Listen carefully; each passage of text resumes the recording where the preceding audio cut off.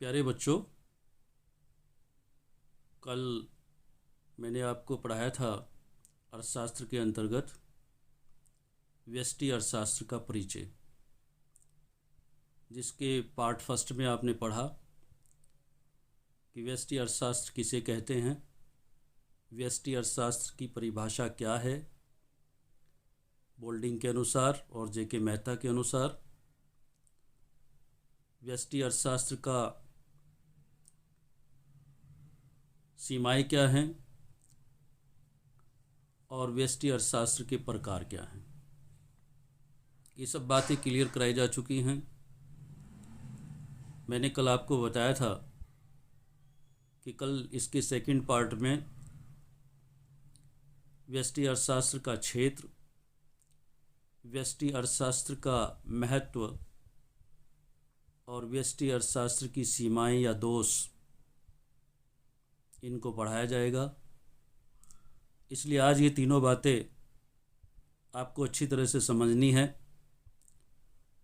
आपका माइंड एकदम बिल्कुल अलर्ट रहना चाहिए, फोकस अपने टाइटल पर रहना चाहिए। जो मैं बोलता जा रहा हूँ उसको समझते जाएंगे। व्यष्टि अर्थशास्त्र का क्षेत्र शुरू होता है तो बच्चों एकले के शब्दों में एक अर्थशास्त्री हुए हैं एकले, उन्होंने इसको डिफाइन किया है, इसकी परिभाषा की है कि व्यष्टि अर्थशास्त्र के क्षेत्र के अंतर्गत क्या क्या आएगा। कीमत और मूल्य सिद्धांत, परिवार, फर्म एवं उद्योग का सिद्धांत, अधिकतम उत्पादन और कल्याण सिद्धांत व्यष्टि अर्थशास्त्र के क्षेत्र हैं। ये बात इसकी डेफिनेशन में भी आ चुकी है, इसके अर्थ में भी बताई जा चुकी है। तो व्यष्टि अर्थशास्त्र के अंतर्गत किन किन चीज़ों का हम अध्ययन करेंगे, जो कि अर्थशास्त्री एकले ने बताया है, उसी के अनुसार सबसे पहला पॉइंट हमारा होगा, वो होता है वस्तुओं का कीमत निर्धारण।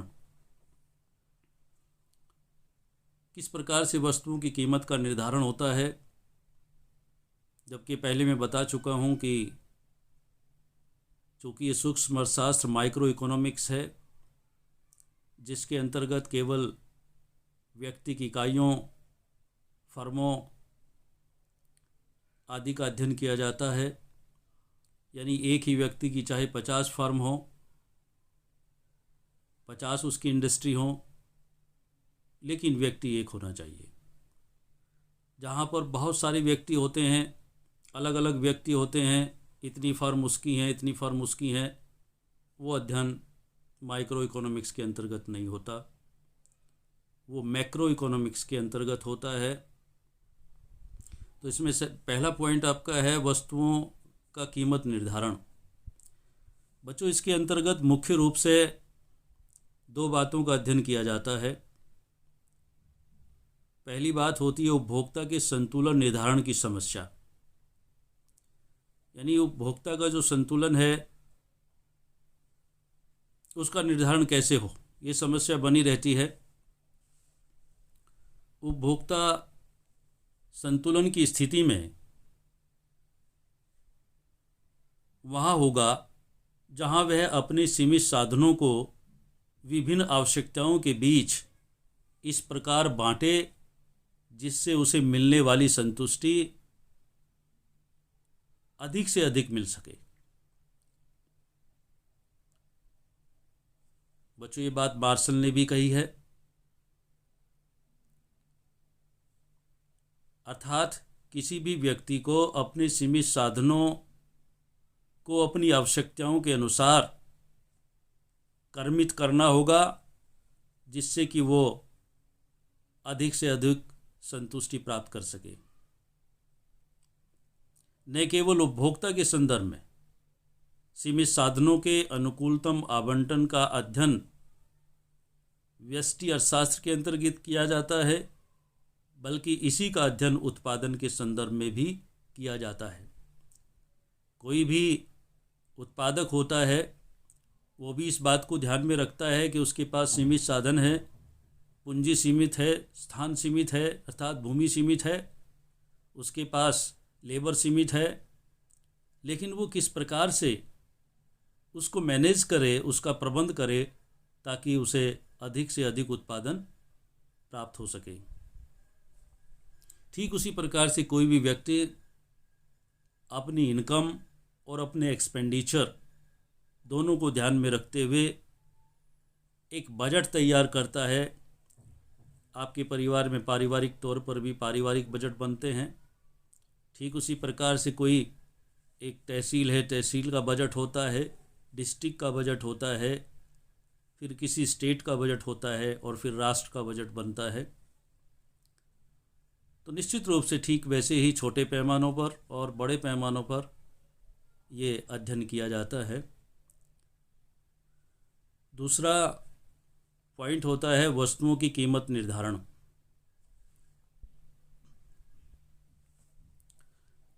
इसके अंतर्गत ये अध्ययन करते हैं कि विभिन्न वस्तुओं जैसे चावल, चाय, दूध, घी, पंखे, स्कूटर और भी हजारों अन्य वस्तुएं हो सकती हैं, उन वस्तुओं की सापेक्ष कीमतें किस प्रकार निर्धारित होती हैं, ये भी हम इसमें अध्ययन करते हैं। अर्थशास्त्र, व्यष्टि अर्थशास्त्र के अंतर्गत इस बात का भी अध्ययन किया जाता है। और सेकंड पॉइंट होता है साधन का कीमत निर्धारण या वितरण का सिद्धांत। साधन का कीमत निर्धारण या वितरण का सिद्धांत। वितरण को आप पढ़ चुके हैं, अर्थशास्त्र के विभाग पढ़ाए जा चुके हैं 11वीं क्लास में। उनमें आपने पढ़ा है कि अर्थशास्त्र को 5 विभागों में बांटा जाता है, उसमें एक वितरण भी होता है। इसके अंतर्गत यह अध्ययन किया जाता है कि लगान, भूमि की उपयोगिता की कीमत, ब्याज पूंजी के उपयोग की कीमत, लाभ साहसी का परितोषण का निर्धारण किस प्रकार होता है। ये मैनेज करना पड़ेगा। मैंने आपको बताया था 11वीं क्लास में उत्पादन पढ़ाया गया है और उत्पादन में उत्पादन के 5 उपादान आपको पढ़ाए: भूमि, पूंजी, श्रम, साहस और संगठन। जब कोई उत्पादन होता है और उसका जो भी लाभ होता है उन 5 साधनों में आवंटित किया जाता है। मान लीजिए हम कोई भी इंडस्ट्री लगाते हैं तो सबसे पहले हमें भूमि की आवश्यकता होती है, प्लेस की आवश्यकता होती है। उस स्थान का चुनाव भी हम बहुत ही विवेक से करते हैं कि कहाँ पर वो इंडस्ट्री जो हम लगाने जा रहे हैं सफल हो सकती है, ये स्थान सूटेबल है या नहीं है, इसके लिए हमें कच्चा माल मिल सकता है या नहीं मिल सकता है, यहाँ पर आवागमन के साधन यानी यातायात के साधन हैं या नहीं हैं जहाँ से कि हम तैयार माल को बाहर भेज सकें। अर्थात वो भूमि जो हम लेते हैं, या तो हम उस भूमि को खरीदेंगे तो कितना पैसा हमने उसमें इन्वेस्ट किया है, या हम ठेके पर लेंगे तो उसका लगान हम कितना देंगे, मासिक होगा या वार्षिक होगा। इसके अलावा उस इंडस्ट्री को लगाने में कितनी पूंजी हमने इन्वेस्ट की है और कितना हमें बैंक इंटरेस्ट देना उसका पड़ता है। उसके बाद अन्य जो हमारे साधन हैं उत्पादन के, उनको हम किस प्रकार से उस लाभ को आवंटित करेंगे, इस सब का अध्ययन भी व्यष्टि अर्थशास्त्र के अंतर्गत किया जाता है। और तीसरा होता है साधनों के आवंटन की कुशलता। व्यष्टि अर्थशास्त्र यह भी अध्ययन करता है कि अर्थव्यवस्था में कितनी कुशलता के साथ विभिन्न साधनों का व्यक्तिगत उपभोक्ताओं और उत्पादकों के मध्य विभाजन होता है। साधनों के आवंटन में कुशलता को तब प्राप्त किया जाता है जबकि विभिन्न साधनों का आवंटन इस प्रकार से किया जाए कि व्यक्तियों की अधिकतम संतुष्टि प्राप्त हो। यानी विभिन्न साधनों में जो 5 साधन मैंने बताए उत्पादन के, उसमें आवंटन इस प्रकार से होना चाहिए ताकि व्यक्तियों को अधिकतम संतुष्टि प्राप्त हो, ज़्यादा से ज़्यादा संतुष्टि उनको प्राप्त हो। इस आर्थिक कुशलता में 3 कुशलताएं सम्मिलित होती हैं: उपभोग में कुशलता, उत्पादन में कुशलता और उपभोग और उत्पादन में परिपूर्ण कुशलता। उपभोग और उत्पादन कुशलताओं का संबंध व्यक्तिगत कल्याण से होता है तथा परिपूर्ण कुशलता का संबंध सामाजिक कल्याण से है। व्यष्टि अर्थशास्त्र से ये भी पता चलता है कि इन कुशलताओं को किन दशाओं में प्राप्त किया जा सकता है। इन कुशलताओं के प्राप्त न होने पर व्यक्तियों को प्राप्त होने वाली संतुष्टियों में किस प्रकार कमी हो जाती है। उत्पादन में कुशलता का तात्पर्य यह है कि निश्चित साधनों से विभिन्न वस्तुओं की अधिकतम मात्रा का उत्पादन किया जाए। एक व्यक्ति जो उत्पादक है, उत्पादन में कुशलता तब प्राप्त करेगा जब विभिन्न वस्तुओं और सेवाओं में पुनरावंटन करके बिना किसी वस्तु के उत्पादन में कमी किए किसी अन्य वस्तु के उत्पादन में और वृद्धि करना संभव नहीं होता। तो बच्चों, इन सारी चीज़ों का अध्ययन व्यष्टि अर्थशास्त्र के अंतर्गत किया जाता है। ये इसका क्षेत्र है। अब हम नेक्स्ट पॉइंट हमारा है, हमारे क्वेश्चन के अनुसार, कि व्यष्टि अर्थशास्त्र का क्या महत्व है। तो बच्चों, इसका दोनों ही तरह से महत्व है। इसका एनालिसिस हम दोनों ही आधारों पर करेंगे, सैद्धांतिक आधार पर भी और व्यवहारिक आधार पर भी। तो सबसे पहले जो पॉइंट आएगा, नंबर 1 है अर्थशास्त्र की कार्यप्रणाली को समझना। हम अर्थशास्त्र की कार्यप्रणाली को कैसे समझेंगे? इसके संबंध में प्रोफेसर वाटसन ने बहुत अच्छी बात कही है। उसने कहा है कि व्यष्टि अर्थशास्त्र के विभिन्न उपयोग हैं। इनमें सबसे महत्वपूर्ण तो यह है कि इसमें हम स्वतंत्र निजी उद्यम अर्थशास्त्र के कार्य चालन को भली प्रकार से समझ सकते हैं। यानी अपने निजी उद्यम, हमारा निजी उद्यम क्या है, अर्थशास्त्र के कार्य चालन को भली भांति व्यष्टि अर्थशास्त्र के अंतर्गत समझा जा सकता है। आर्थिक नीतियों का सुझाव दूसरा पॉइंट हो। इस दूसरे पॉइंट में आर्थिक नीतियों का सुझाव में क्या कहता है, व्यष्टि अर्थशास्त्र केवल अर्थव्यवस्था के वास्तविक कार्य चालन का ही वर्णन नहीं करता, बल्कि इसका कार्य आदर्शवादी भी है, क्योंकि यह उन नीतियों का भी सुझाव देता है जिससे व्यक्तियों के कल्याण या संतुष्टि को अधिकतम करने के लिए आर्थिक व्यवस्था में अकुशलता को दूर किया जा सके, उनमें सुधार किया जा सके। इस बात का भी विवेचन करता है अधिकतम संतुष्टि कैसे प्राप्त हो, सीमित साधनों से अधिकतम संतुष्टि प्राप्त करने की शिक्षा भी व्यष्टि अर्थशास्त्र के अंतर्गत दी जाती है। आर्थिक कल्याण, तीसरा पॉइंट है आर्थिक कल्याण। व्यष्टि अर्थशास्त्र द्वारा आर्थिक कल्याण की दशाओं का ज्ञान प्राप्त किया जा सकता है। यह आदर्शात्मक अर्थशास्त्र का मुख्य विषय है। व्यष्टि अर्थशास्त्र इस बात का सुझाव देता है कि आर्थिक कल्याण के आदर्श को कैसे प्राप्त किया जा सकता है। चौथा, प्रबंध संबंधी निर्णय। कैसे हम मैनेज करें, कैसे हम प्रबंध करें, ये शिक्षा भी हमें व्यष्टि अर्थशास्त्र के अंतर्गत मिलती है। व्यावसायिक फर्में, क्योंकि जिसका मैनेजमेंट अच्छा होगा सीमित साधनों का उतना ही सदुपयोग होगा और उतनी ही अधिकतम संतुष्टि प्राप्त होगी। एवरीथिंग डिपेंड्स अपॉन मैनेजमेंट, हर चीज़ मैनेजमेंट के ऊपर डिपेंड करती है।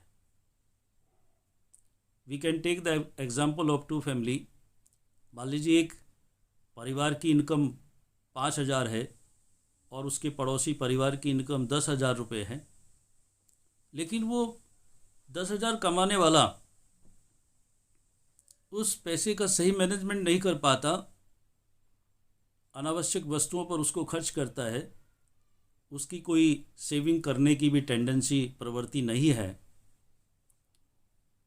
और हर महीने उसका जो खर्च होता है इनकम 10,000 और एक्सपेंडिचर बाय द वे उसका होता है 12,000, 12,000 रुपये, तो 2,000 रुपये उसे कर्ज लेना पड़ता है, जबकि वो अपने निजी घर में रहता है। लेकिन एक 5,000 रुपये कमाने वाला जो किराए के घर में रहता है, लेकिन उसकी सेविंग टेंडेंसी है, वो अपने खर्चे कम कर लेता है, जो अपनी जीवन रक्षक आवश्यकताएं हैं उन्हीं के ऊपर खर्च करता है, जो ज़रूरी चीज़ें उन्हीं पर खर्च करता है, बट वो 1,000 रुपीज़ पर मंथ बचाता है। यदि बाय द वे कुछ वस्तुओं के रेट ज़्यादा हो गए तो वो उतना ही उनका उपभोग कम करने लगेगा, लेकिन पैसा उतना ही उन वस्तुओं पर खर्च करेगा, यानी उसे उस समय पर भी 1,000 बचाता रहा। आफ्टर सम टाइम्स हम देखेंगे कि वो व्यक्ति जो 2,000 पर मंथ उधार ले रहा था, एक दिन उसका घर बिक जाता है। खरीदता कौन है? वही पड़ोसी जो कि सेविंग कर रहा था, अनावश्यक खर्च नहीं कर रहा था। इसका मतलब हम क्या कहेंगे, उसका मैनेजमेंट अच्छा था, और जो 10,000 कमाने के बाद भी बिल्कुल असफल रहा, उसका मैनेजमेंट अच्छा नहीं था। और 5वां पॉइंट होता है अंतर्राष्ट्रीय व्यापार में सहयोग। व्यष्टि अर्थशास्त्र के द्वारा अंतर्राष्ट्रीय व्यापार की समस्याओं जैसे व्यापार शेष असंतुलन, विदेशी विनिमय दर आदि को समझा जा सकता है। अर्थात अंतर्राष्ट्रीय व्यापार की जो समस्याएं हैं वो भी व्यष्टि अर्थशास्त्र की इस ज्ञान से दूर हो सकती हैं। उसमें भी इसका बहुत अधिक लाभ है, महत्व है। और नंबर 6, राजस्व में उद्योग। व्यष्टि अर्थशास्त्र आर्थिक विश्लेषण की सहायता से ही उन घटकों का विश्लेषण करता है उत्पादक तथा विक्रेताओं या क्रेताओं के मध्य किसी वस्तु पर लगे कर के भार के वितरण को बताता है। व्यष्टि अर्थशास्त्र को एक कर के कल्याणकारी परिणामों की व्याख्या करने में उपयोग किया जाता है। व्यष्टि अर्थशास्त्र यह समझाने में सहायता करता है कि सामाजिक कल्याण की दृष्टि से एक आयकर अच्छा है या बिक्री कर। आयकर की तुलना में बिक्री कर सामाजिक कल्याण में कमी लाता है। इस सब का विश्लेषण भी व्यष्टि अर्थशास्त्र के अंतर्गत किया जाता है, जो कि हमारे डेवलपमेंट में, विकास के कार्यों में सहायक है। 7वां पॉइंट होता है वास्तविक आर्थिक घटनाओं के लिए मॉडलों का निर्माण एवं प्रयोग। व्यष्टि अर्थशास्त्र वास्तविक आर्थिक घटनाओं को समझने के लिए कुछ आदर्श मॉडलों का निर्माण करता है और उनका प्रयोग भी करता है। प्रोफेसर लर्नर के शब्दों में उन्होंने जो परिभाषा दी है कि व्यष्टि अर्थशास्त्र ये समझने की सुविधा देता है कि बुरी तरह से जटिल, अस्त व्यस्त, असंख्य तथ्यों के लिए व्यवहार के मॉडल बनकर जो काफ़ी हद तक वास्तविक घटनाओं के सामने समान होते हैं, उनके समझने में सहायक होगा। तब बच्चों आपको यही समझना है कि इस प्रकार के कुछ मॉडल तैयार करता है जिससे कि अधिकतम लाभ हो, अधिकतम संतुष्टि हो और सीमित साधनों का सदुपयोग हो। ये हमारे सामने मॉडलों के माध्यम से प्रेरणा देता है, प्रेरणादायक है। आठवां है व्यक्तिगत इकाइयों के आर्थिक निर्णय में सहायक। जो हमारी व्यक्तिगत इकाइयां हैं, कोई व्यक्ति अपना खाका तैयार करता है, कोई मैनेजमेंट का एक मॉडल तैयार करता है, कोई यदि वो इंडस्ट्री लगाता है तब भी वो ये चाहेगा कि मैं कम पैसा लगाकर अधिक लाभ प्राप्त करूं। उसका जो प्रारूप होता है वो जब तैयार करता है तो उस समय भी ये उसमें सहायक है। व्यष्टि अर्थशास्त्र व्यक्तियों, परिवारों, फर्मों आदि को अपने अपने आर्थिक व्यवहार के संबंध में उचित निर्णय लेने की क्षमता उपलब्ध कराता है। जैसे प्रत्येक रेखीय प्रोग्रामिंग का उपयोग करके अधिकतम लाभ प्राप्त करने का प्रयत्न करती हैं। ये सब फर्मों का काम है। इन सब बातों का अध्ययन सूक्ष्म अर्थशास्त्र में ही संभव है। ये पहले व्यष्टि अर्थशास्त्र का अर्थ और उसकी परिभाषा में भी ये बात आ चुकी है। अन्य उपयोग व महत्व। इसके अलावा अर्थशास्त्र व्यापार के प्रबंधकों को वर्तमान साधनों से अधिकतम उत्पादन प्राप्त करने में सहायक होता है। व्यष्टि अर्थशास्त्र का उपयोग साधनों के अनुकूलतम उपयोग और स्थिरता के साथ विकास प्राप्त करने के लिए किया जाता है।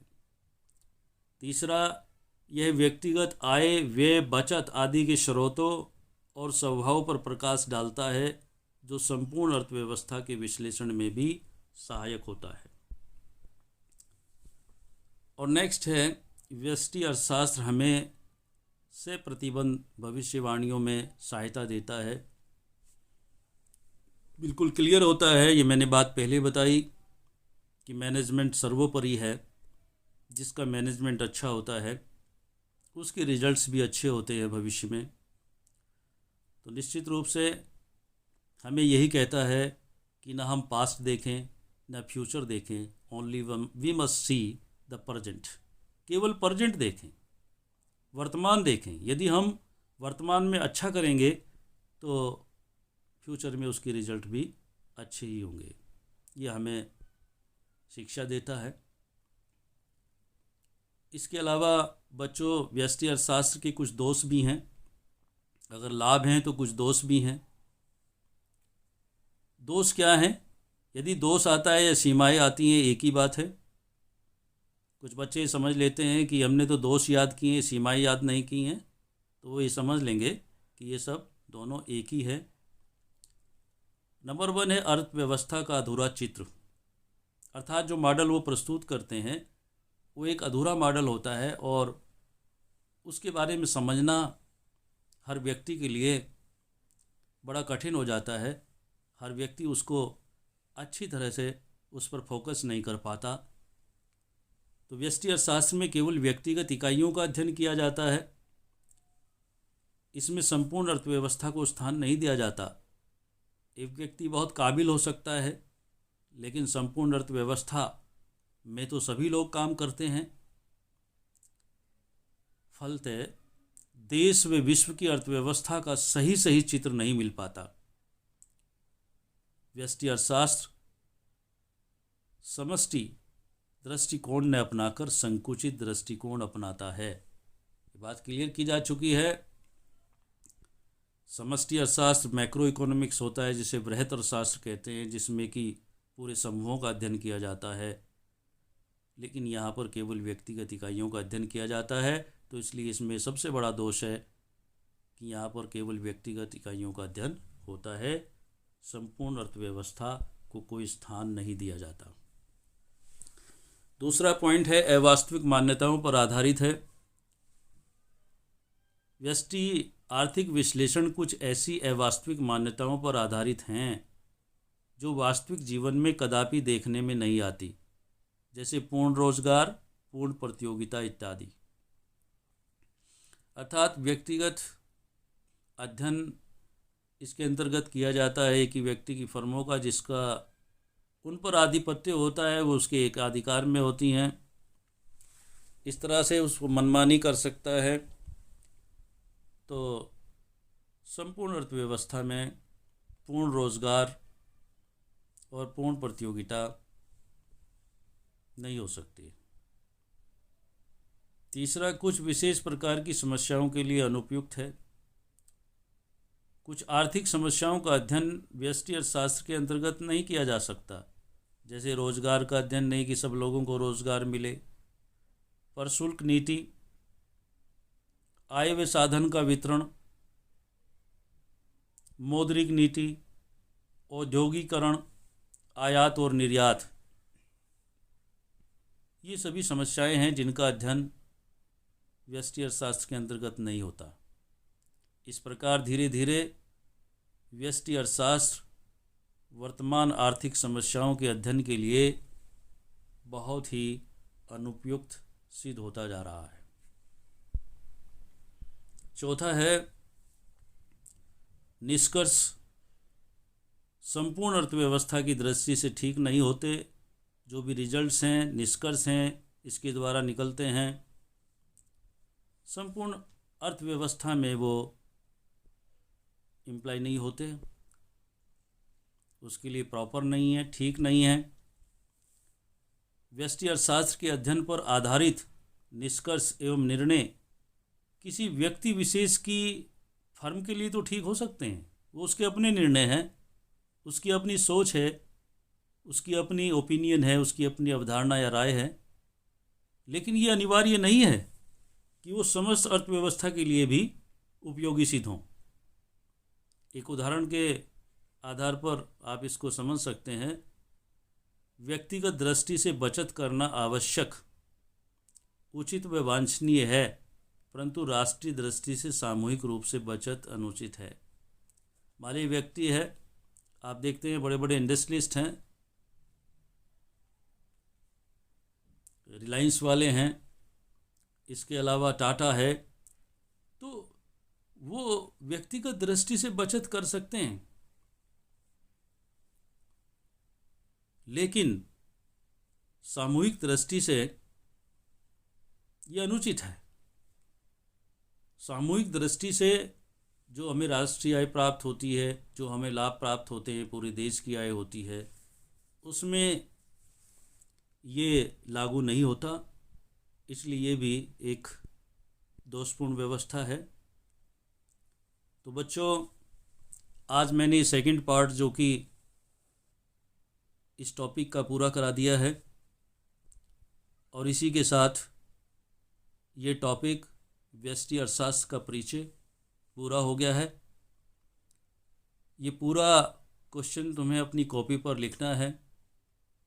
एक ही क्वेश्चन में 2 क्वेश्चन बनते हैं। कल भी मैंने बताया था, जितना कल पढ़ाया था वो 1 क्वेश्चन होता है, और जो आज पढ़ाया है इसके अंतर्गत आपने क्षेत्र,